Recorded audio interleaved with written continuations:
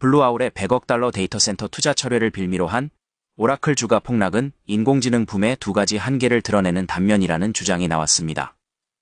기술과 자본은 AI 시대의 가속화를 향후 전력 질주하고 있지만 인프라와 자금 시장은 이 같은 질주를 허용하지 않는 실정이라는 얘기입니다.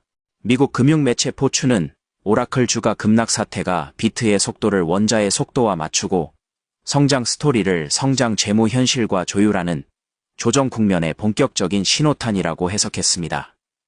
물리적 인프라와 채권 시장의 여건이 충분히 따라오는 데 시간이 필요하고 그 과정의 파고를 성공적으로 넘는 기업과 역풍을 맞는 기업이 나뉠 수 있다는 관측입니다.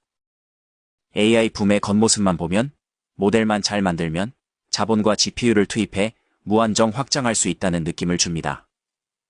하지만 오라클의 데이터 센터 투자 차질에서 보듯 실제 세계에서는 비트, 즉 소프트웨어보다 원자, 즉 전력 및 설비의 속도가 훨씬 느립니다. 문제의 핵심은 AI 인프라가 거대한 산업 설비라는 점입니다. 초거대 모델을 돌리는 데이터 센터 캠퍼스에는 막대한 전력이 필요하고 이는 변전소와 송전선, 발전 설비 증설 없이 불가능합니다.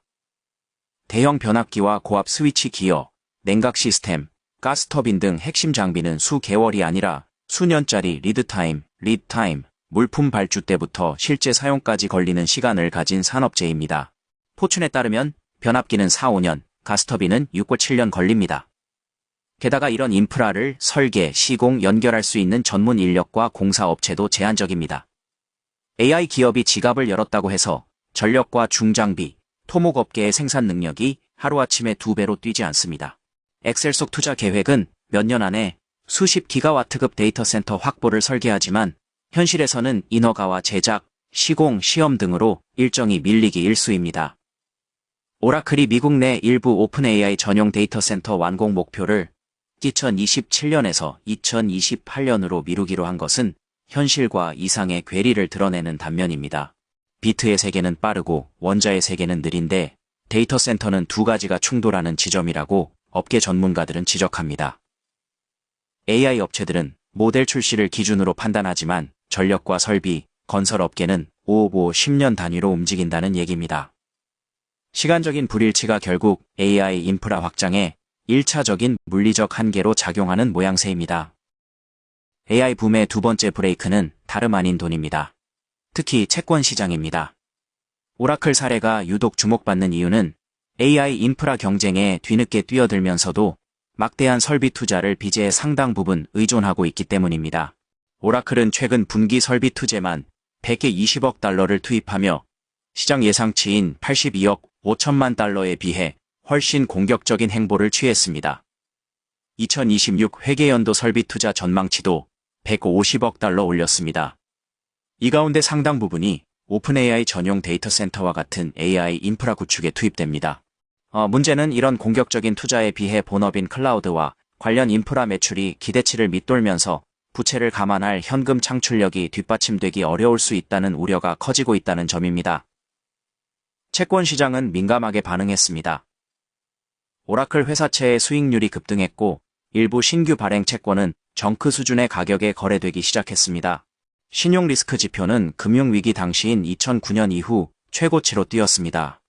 자금을 제공하는 쪽이 AI 인프라 확장 속도를 더 이상 그대로 믿고 따라가주지 않겠다는 신호로 풀이됩니다. 빅테크는 지난 수십 년 동안 벌어들이는 이익으로 성장을 위한 투자를 감당했지만 이제 한 해 1,110억 달러에 달하는 채권을 발행해 데이터 센터를 건축하는 실정입니다. 오라클은 지난 9월에만 180억 달러 규모의 대규모 채권 발행에 나섰고 전체 부채 잔액이 약 1,000억 달러에 달했습니다. 경쟁사에 비해 레버리지 의존도가 높은 상태입니다. 업계 관계자들 사이에 닷컴 버블 직전인 1998년과 흡사하다는 주장이 나오는 것도 이 때문입니다. 성장 스토리가 거대하지만 이를 뒷받침할 만한 현금 흐름과 재무 구조가 아직 검증되지 않았고 채권 시장이 그 간극을 가격에 반영하기 시작했다는 얘기입니다. 포춘은 채권 시장이 더 이상 공짜 가속 페달 역할을 해주지 않는 시점이 오면 AI 인프라 붐의 2차 한계를 맞게 될 것이라고 경고합니다. 사실 AI 인프라 부문의 두 가지 한계는 오라클만의 문제가 아니라 관련 업계 전반에 걸친 사안입니다. 오라클이 먼저 터진 이유는 오픈 AI 전용 데이터 센터에 공격적으로 투자하면서 설비 투자 규모 대비 현금 창출력 및 신용 등급이 다른 하이퍼스케일러보다 약하기 때문이라고 주요 외신들은 지적합니다. 경쟁사에 비해 레버리지 부담이 더 크다는 얘기입니다. 실제로 아마존과 알파벳, 메타 플랫폼스 등 빅테크는 우량한 신용 등급과 충분한 현금 흐름 덕에 채권 시장에서 신뢰를 유지하는 모양새입니다.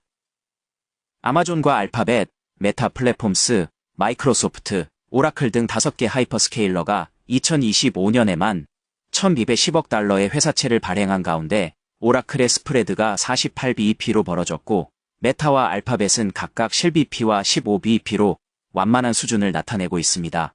포추는 안심하기 이르다고 말합니다.